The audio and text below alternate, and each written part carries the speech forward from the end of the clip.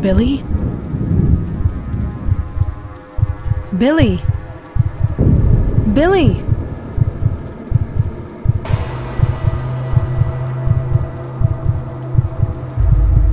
Billy?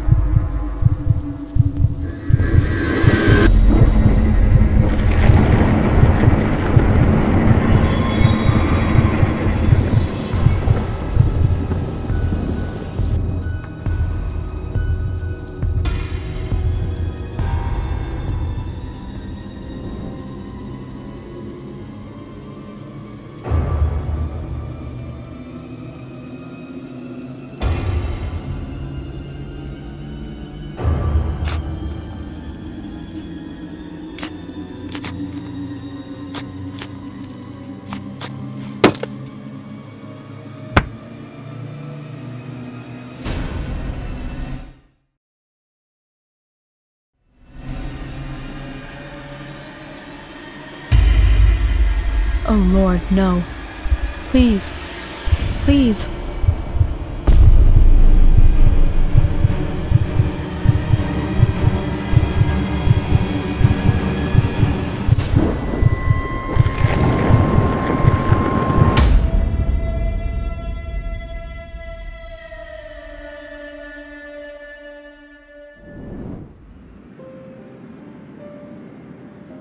The Sanders family.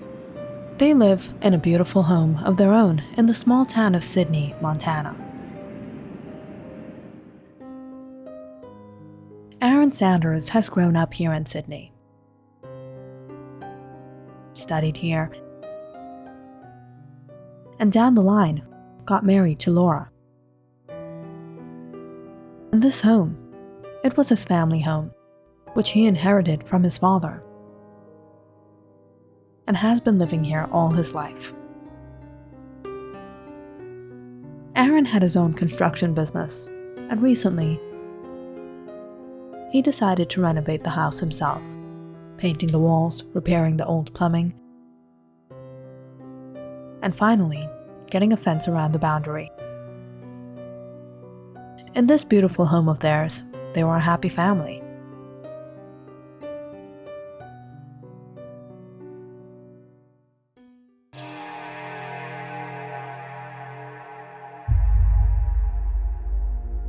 What's gotten into her? She's changed so much recently.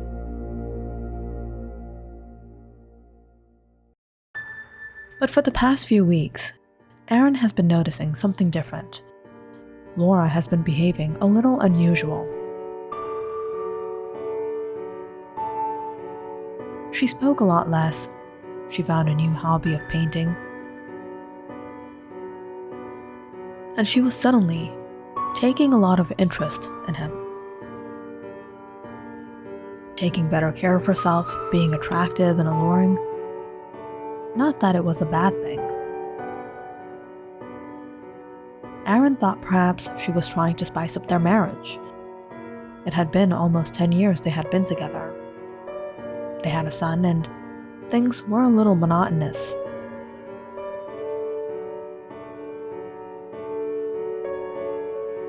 Mom, I'm getting hungry. When are you gonna get my baked ziti? Why don't you put the dish in the oven yourself? But Mom, you said not to go near the oven.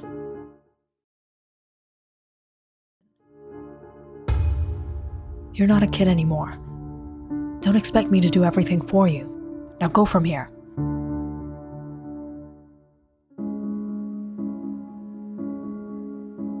Aaron watched as Jeremy struggled to hold the dish to put it in the oven.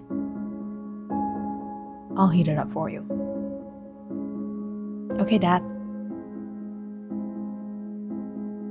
It wasn't only that Laura had been taking interest in their marital life, but at the same time, she was strangely always aggravated and frustrated with their son. She was always scolding him or sending him off to his room. She was never like that before. She was the most kind and caring mother.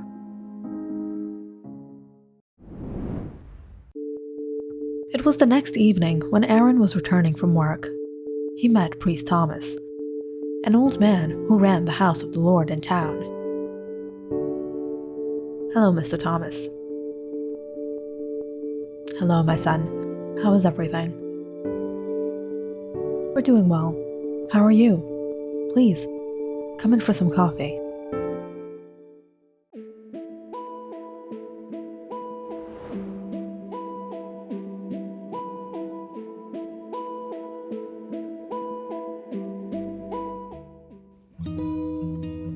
"How lovely.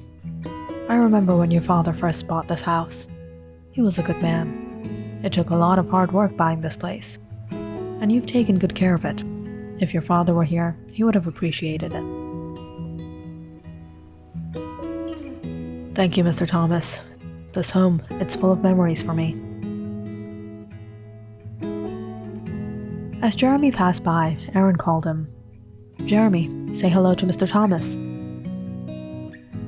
"Hello." "Wow, Jeremy's grown up so much. May the Lord bless on you, son." You know, once in a while, try to make some time to come to the house of the Lord. When your mom was alive, you guys used to come so often." "I'll try." "Do try." After some small talk, Mr. Thomas took leave.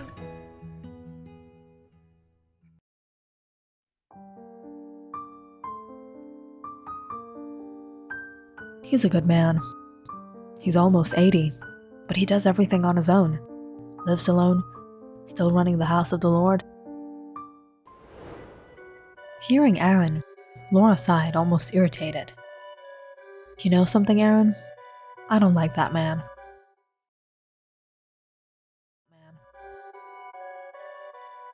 "What? What are you saying? I thought you liked him." "No, I never liked him. Why did you even invite him home?" "Laura, he's a friend of my father. He knew me my whole life. Why are you behaving like this? He just came in for a cup of coffee." "Really? Don't you get it, Aaron? All these people want is to scam people. He's probably heard from somewhere that your construction business is going well. Why do you think he's inviting you to come to the house of the Lord? For donations?" "What are you saying? Don't you know this man at all? His house of worship isn't like other churches. Yes, they're struggling, but they don't take advantage of people's blind faith. They preach to believe in the Lord and to live a righteous life as witnesses to the Lord. They don't sell the idea of free salvation. They encourage people to be good human beings." "Yeah, whatever. That's what they all say." As Laura went off, clearly disagreeing, Aaron was shocked. Laura was definitely not like this before. In fact, she used to go to the house of the Lord in good faith. What happened to her? This was how the days continued on.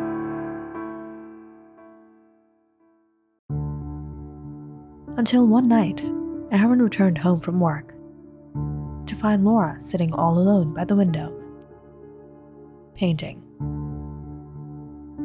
"Laura, where's Jeremy?" "I don't know." "What do you mean you don't know? It's 9 p.m. Where is he?" "I don't know. He didn't return home." "What?"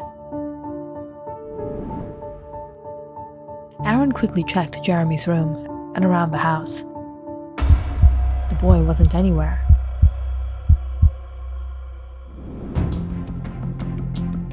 "Laura, our son is missing and you're painting? How dare you?"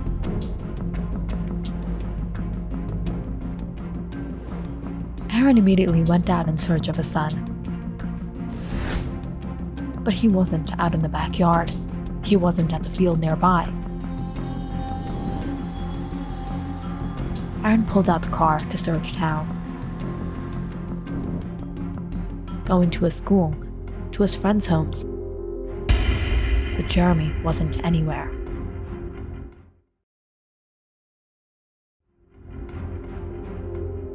Hopelessly, that night, Aaron returned home. He was amazed how calm and carefree Laura was. But that night went by restlessly for him. The next morning, Aaron went to the police. But even after they conducted searches the entire day, there was no news of Jeremy. Devastated, Aaron didn't know what to do. He drove down the lonely roads, thinking about Jeremy, wondering where he was, how he was. Where are you, my son? Where are you? It was almost 10 when Aaron went to the house of the Lord.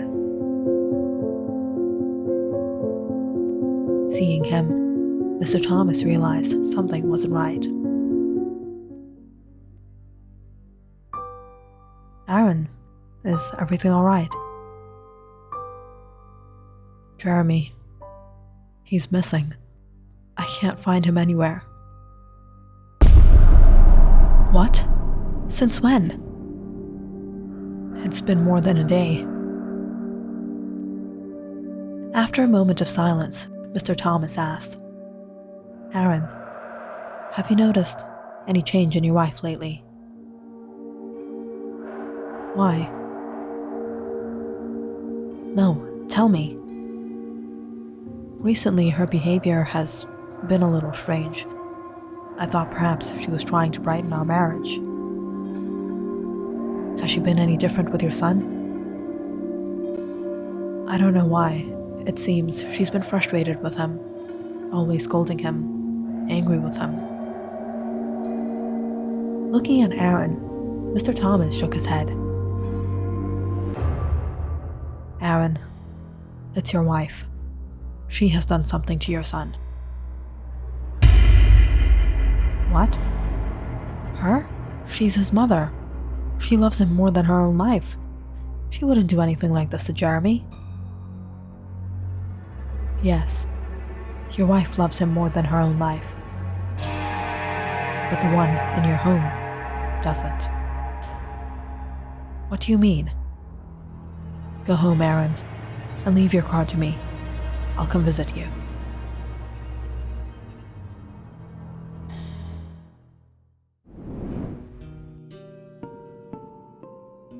Returning home, Aaron kept wondering about what Mr. Thomas said.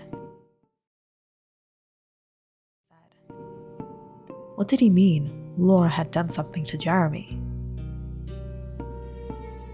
It was true there was something strange about her, but she was his mother. Could it really be?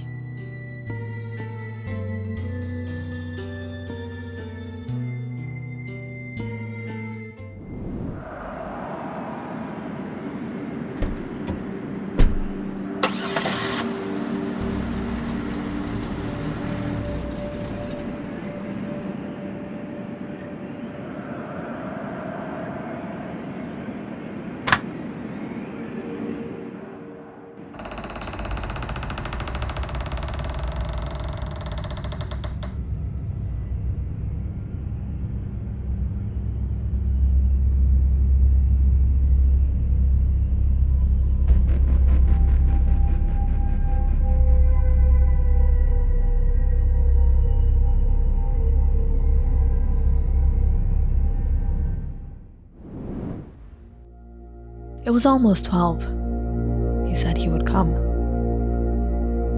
As Aaron sat in the living room watching the clock tick by, Laura called him. Aren't you coming to bed? I'll be there in a while. As Laura went off, Aaron closed his eyes. His heart ached thinking about Jeremy. Lord only knows what state you are in, my son. It was a while later, however, he heard the sound of wheels in the driveway.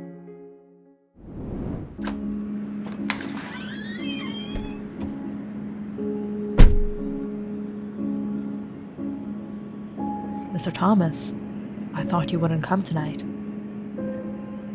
Where is Laura? She's in the room, trying to rest. Have a little faith, and do as I say. And you must stay calm. Don't make any noise. Take me to her. Not knowing what the matter was, Aaron escorted Mr. Thomas inside and showed him in. Hearing the stir, Laura suddenly woke up. She looked furious.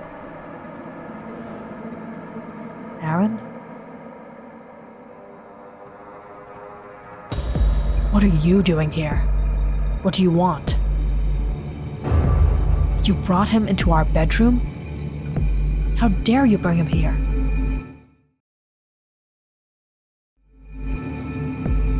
But before Aaron could explain, Mr. Thomas spoke up. This is not your bedroom, and this is not your home. What? Not my bedroom? My home? This is my home, my family. No, this is not your family. In fact, even this body, that face, is not yours.